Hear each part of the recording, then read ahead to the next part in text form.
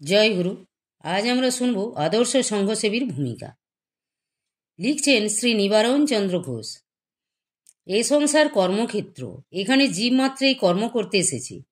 সে কর্ম আর কিছুই নয়, পরস্পরকে সাহায্য করা, পরস্পরের অভাব পূরণ করা, অর্থাৎ সংঘবদ্ধভাবে কার্য করা। অধুনা পাশ্চাত্য দেশবাসীগণের যে জাতি যত পরিমাণে সংঘবদ্ধ হতে পেরেছেন তারা তত উন্নত। তারা একমাত্র সামাজিক ও সাংসারিক জীবনেই সংঘবদ্ধ হতে শিখেছেন। কিন্তু এই ভারতীয় আর্যজাতি যে কেবল সাংসারিকতা ও সামাজিকতায় এমন নয়, ধর্মের জন্য সংঘবদ্ধ হওয়ার প্রয়োজনীয়তা অনুভব করেছিলেন। তাই ভগবান ব্যাসদেব বলেছিলেন, ত্রেতায়াং মন্ত্র শক্তিশ্চ জ্ঞান শক্তি কৃতে যুগে, দাপরে যুদ্ধ শক্তিশ্চ সংঘ শক্তি কলৌ যুগে। অর্থাৎ সত্য যুগে জ্ঞান শক্তি, ত্রেতাতে মন্ত্রশক্তি ও দাপর যুগে যুদ্ধ শক্তি কার্যকরী হলেও এই কলিযুগে কেবল সংঘশক্তি কার্যকরী হবে।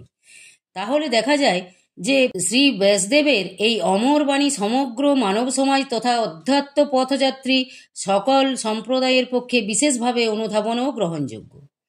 তাই মোদীয় পরমারাধ্য শ্রী শ্রী ঠাকুর নিগমানন্দ পরমহংসদেব বলেছেন, সর্বক্ষেত্রে সংঘবদ্ধ হয়ে কার্য করলে যত সহজে সম্পন্ন হয়, একার দ্বারা তা হওয়া অসম্ভব।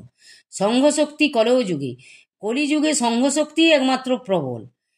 এক লক্ষ্য ও ইষ্টসিদ্ধির দরুন সকলের প্রাণে সমভাবে আকুলতা জাগলে সংঘের সৃষ্টি হয়, আর তার শক্তিও হয় অমোঘ।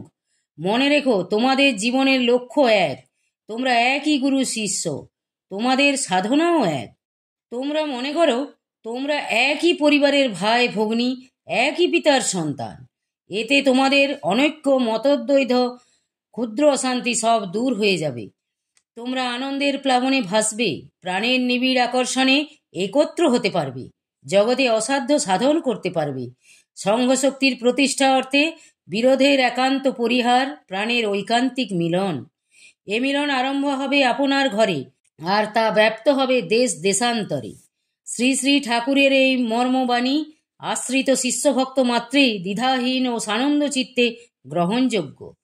কেননা তিনি এই কলিযুগের অল্পায়ু, অন্নগত, দুর্বল প্রায় মানুষের অবস্থা চিন্তা করেই ঐহিক ও পারিত্রিক উন্নতির জন্য অতীব সহজ সরল পথ নির্দেশ করে গেছেন।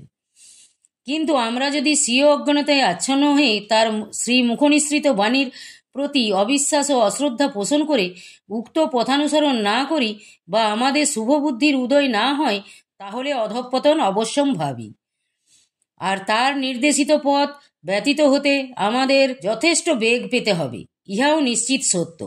পরম করুণাময় শ্রী শ্রী ঠাকুর তার আশ্রিত শিষ্যভক্তগণের প্রতি কৃপা পরবশ হয়েই যে সংঘ প্রতিষ্ঠা করে গেছেন, ইহাই তার অহৈতুকী করুণা বা সমষ্টিগতভাবে জীবোদ্ধার লীলার চরম নিদর্শন। আরও বলেছেন, সংঘ যেখানে আমিও সেখানে। তোমরা সংঘে যোগদান করে আমার উপস্থিতি মাহাত্ম্য উপলব্ধি করতে পারবে। ঠিকভাবে সংঘাধিবেশন করতে পারলে গুরু কৃপার প্লাবন না এসে পারবে না। শ্রী শ্রী ঠাকুর মহারাজ স্বয়ং সংঘাধিবেশনে উপস্থিত হয়ে শিষ্যভক্তদের উপবেশন, কথোপকথন, আচার আচরণ, নিয়ম নিষ্ঠা, ভাব ভক্তি ও আকুতিসমূহ অবলোকন করেন ও শোনেন। ইহাতে যদি শিষ্যভক্তগণ সহজ সরলভাবে ও মনে প্রাণে দৃঢ় বিশ্বাস স্থাপন করতে পারেন এবং শ্রীমুখ নিঃসৃত বাণীগুলির গূঢ় তাৎপর্য নিবিষ্ট চিত্তে অনুধাবন করেন, তাহলে অতি সহজেই বুঝতে পারবেন যে পরম প্রেমময় শ্রী শ্রী ঠাকুর তার আশ্রিত সন্তানগণের সামনে আবির্ভূত হয়ে অমৃত তথা আধ্যাত্ম সম্পদ বিতরণ করার জন্য তার মঙ্গল হস্ত প্রসারিত ও উন্মুক্ত করে রেখেছেন।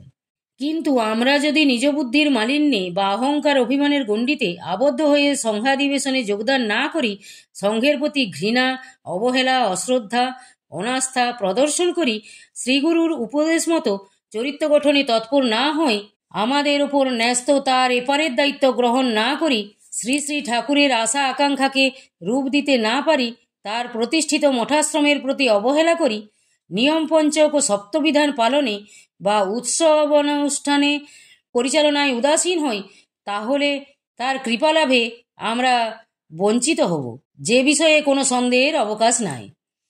নারদের প্রতি শ্রী ভগবানের উক্তি, নাহং তিষ্ঠামি বৈকুণ্ঠে যোগিনাং হৃদয়ে নচ মদভক্তা যত্র গায়ন্তী তত্র তিষ্ঠামি নারদ। অর্থাৎ ভগবান নারদকে বলছেন, আমি বৈকুণ্ঠে থাকি না, যোগীদের হৃদয়েও থাকি না, কিন্তু হে নারদ, আমার ভক্ত যেখানে আমার গুণগান করে আমি সেখানেই অবস্থান করি। তাই পরমারাধ্য শ্রী শ্রী ঠাকুর নিগমানন্দ পরমহংসদেব বলেন, তোমরা সঙ্গে যোগদান করে আমার আবির্ভাব মাহাত্ম্য উপলব্ধি করো তো পরম আনন্দ লাভ করতে পারবে। এজন্যই আদর্শ সংঘসেবীর ভূমিকা গ্রহণ, সংঘের আদর্শ, উদ্দেশ্য ও ভাবধারা রূপায়ণে অগ্রণী হওয়া প্রত্যেক শিষ্যভক্ত মাত্রে একান্ত কর্তব্য। শ্রী শ্রী ঠাকুর মহারাজ তার আশ্রিত শিষ্য ভক্তগণকে সারস্বত সংঘে শরণাপন্ন হয়ে সংঘের প্রতি আনুগত্য প্রদর্শন করে সংঘবদ্ধ হওয়ার নির্দেশ প্রদান করে গেছেন। আর বলেছেন, একার মানসিক শক্তি বা প্রার্থনার দ্বারা ভগবানের আসন টলে না, কিন্তু সংঘবদ্ধ মানসিক শক্তি বা প্রার্থনা অনায়াসে ভগবানকে অবতরণ করাতে সক্ষম হয়। তাই শাস্ত্রের মর্মবাণী ঝঙ্কৃত হয়ে ওঠে। সংগচ্ছধং সংবদধ্বং সংবো মনাংসি জানতাম সমান মন্ত্র সমিতি সমানি সমানং মন সহ চিত্ত মেশাম। অর্থাৎ তোমরা সংযুক্ত হও, সমবেত হও, তোমাদের বাক্য, মন, মন্ত্র ও চিত্ত এক হোক। সুতরাং সংঘসেবীদের ইহাই একমাত্র প্রার্থনা মন্ত্র হওয়া উচিত। শ্রী শ্রী ঠাকুর চরণাশ্রিত তথা আধ্যাত্ম পথযাত্রী প্রত্যেকেরই স্বীয় প্রয়োজনে আধ্যাত্ম সম্পদ অর্জনে ঠাকুর প্রতিষ্ঠিত মঠাশ্রম, উৎসব, অনুষ্ঠান ও সংঘের প্রতি সহানুভূতি প্রদর্শন করা একান্ত কর্তব্য। আর তা না হলে শ্রী শ্রী ঠাকুরকেই অবহেলা করা হয়। কিন্তু সর্বান্তর্যামী ঠাকুর আমাদের সকলের মনের খবর রাখেন। তাকে ফাঁকি দিয়ে অবহেলা করে আমরা আমাদের কর্মজীবনের কোনো ক্ষেত্রেই সফলতা অর্জন করতে পারবো না বা স্বীয় লক্ষ্যে উপনীত হতে পারবো না। উপরন্তু আমাদের প্রাত্যহিক কর্মময় জীবনে শুধু হতাশা, নিরাশা, লাঞ্ছনা, বিড়ম্বনা, উদ্বেগ, অশান্তি ও নিরানন্দই ভোগ করতে হবে। ইহাই শাস্ত্র সিদ্ধান্ত ও সাধু সজ্জন স্বীকৃত অভিমত। বহু জন্ম জন্মান্তরের পুণ্য ফলে আমরা এমন একজন সাধন সিদ্ধ মহাশক্তিধর সদ্গুরু মহাপুরুষের পদাশ্রয় পেয়েছি, যাতে কিনা আমরা পরকাল পরলোকের দায় থেকে সম্পূর্ণ চিন্তামুক্ত।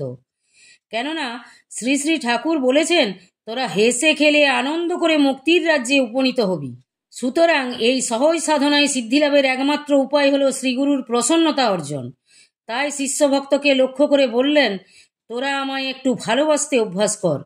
যদি আমরা তাকে মন প্রাণ দিয়ে নিজ স্ত্রী, পুত্র, প্রিয় পরিজনের ন্যায় ভালোবাসতে পারি এবং তার সঙ্গে ঘনিষ্ঠ সম্বন্ধ স্থাপন করতে পারি, তাহলে তো আর কোনো ভাবনাই নাই। তখন তিনি আমাদের যা ভাবতে বা করতে বলেন তা নিষ্ঠার সঙ্গে করতে সক্ষম হব আমরা। ভৃত্যের ভালো কর্ম দেখে যেমন মনিব সন্তুষ্ট হন, তেমনি শিষ্যের নিষ্ঠা, ভক্তি ও কর্মপদ্ধতি দেখেই গুরুও সুপ্রসন্ন হন। এতদ্ব্যতীত সাধন ভজনবিহীন দুর্বল শিষ্যভক্তের পক্ষে অন্য কোনো সহজ উপায় হতে পারে না। শ্রী শ্রী ঠাকুর যে যে কর্মপদ্ধতি ও বিধিবিধানের প্রবর্তন করে গেছেন, সেগুলি আমরা যদি নিষ্ঠা সহকারে পালন করে চলি, তাহলে তিনি আমাদের অন্তর হতে এক মুহূর্তের জন্য দূরে সরে থাকবার অবকাশ বা সুযোগ পাবেন না। তাই শ্রী শ্রী ঠাকুর তার আশ্রিত শিষ্যভক্তকে লক্ষ্য করে বলেছেন, তোরাই আমার ধ্যান, জ্ঞান, তপস্যা। সিদ্ধি লাভ করে আমি এখন তোদের ধ্যানেই বিভোর। পরমারাধ্য ঠাকুর আশ্রিত সন্তানবর্গকে লক্ষ্য পথে এগিয়ে দেওয়ার জন্য ও সকলকে মিলন সূত্রে আবদ্ধ করার অভিপ্রায়ে সংঘের অনুরূপ বিরাটাকৃতি সার্বভৌম ভক্ত সম্মেলনী তথা আনন্দ মেলার প্রবর্তন করে গেছেন। সুতরাং সর্বাবস্থায় আমাদের স্মরণ রাখা উচিত, আমরা সবাই সেই অনন্ত পথের যাত্রী। অতএব আমাদের সকলকে যখন একই পথে একই অভিমুখে যেতে হবে, তখন স্বতন্ত্রভাবে অন্ধের ন্যায় বিপথে হেঁটে কাটা খোঁচা ভেঙে অশান্তি ভোগ করি কেন? তাই আসুন আমরা পরস্পরে মিলেমিশে পরস্পরের সাহায্য ও হাত ধরাধরি করে নিত্য গীত ও আনন্দ করতে করতে এক প্রাণে একের প্রাণে সেই প্রেমের ধরায় ছুটে চলি। আমাদের চলার পথকে আনন্দদায়ক ও শান্তিপূর্ণ করতে কি দোষ আছে? তবে যে আমরা চলার পথে দুঃখ ভোগ করি, এ দোষ তো অপরের নয়, এর কারণ আমরাই। এসব আমাদের উচ্ছৃঙ্খলতায় ও ব্যক্তি স্বাধীনতায় ঘটিয়েছে। আমাদের অহংত্ব বজায় রাখতে গিয়েই এত কষ্ট ভোগ করছি। সুতরাং অশেষ কষ্টদায়ক ব্যক্তিগত স্বাধীন ভাবকে সমূলে উৎপাটিত করে সকলের এই লক্ষ্যপথে অগ্রসর হওয়া উচিত। এজন্যই শ্রী শ্রী ঠাকুর সংগঠনের প্রয়োজনীয়তা অনুভব করেছিলেন। অতএব আমাদের একমাত্র কর্তব্য হল উক্ত পথাবলম্বনে আদর্শ সংঘসেবীর ভূমিকা গ্রহণে সারস্বত সংঘ তথা সম্প্রদায় ও সমাজকে উন্নত করা।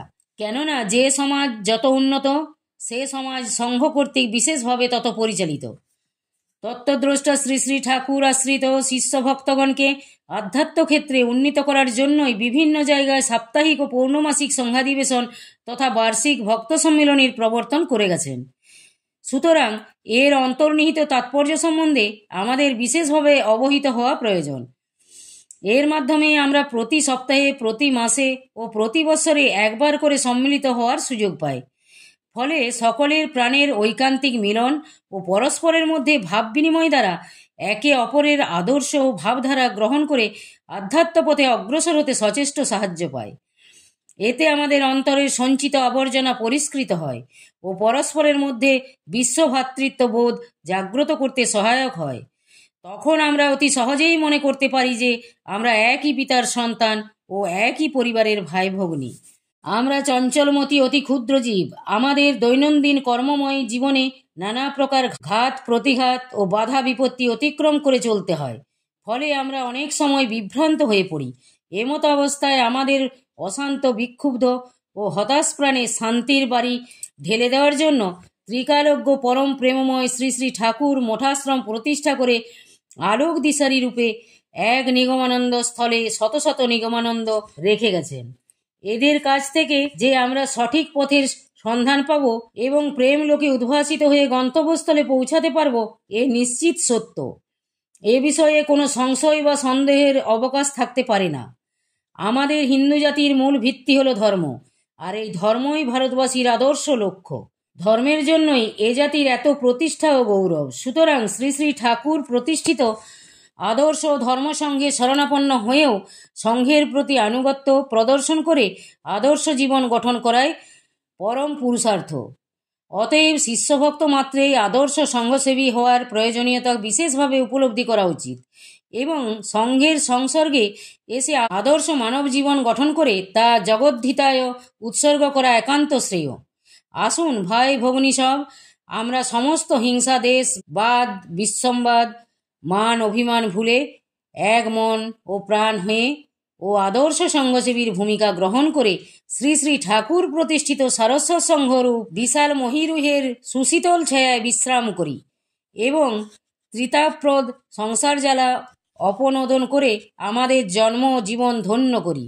আর আমরা সমবেতভাবে ও সমস্বরে শ্রী শ্রী ঠাকুর মহারাজের নিকট প্রার্থনা জানাই, আমাদের হৃদয়ে ভক্তি ও বাহুতে শক্তি সঞ্জাত হোক, আর সারস্বত সংঘের আদর্শ উদ্দেশ্য ও ভাবধারায় উদ্বুদ্ধ হয়ে সমগ্র বিশ্ববাসী এরই সুশীতল ছায়ায় বিশ্রাম গ্রহণ করুক। জয় গুরু, জয় গুরু। আজ এই পর্যন্তই। যদি আপনাদের ভালো লেগে থাকে তাহলে চ্যানেলটিকে সাবস্ক্রাইব করে সাথে থাকবেন। জয় গুরু, জয় গুরু।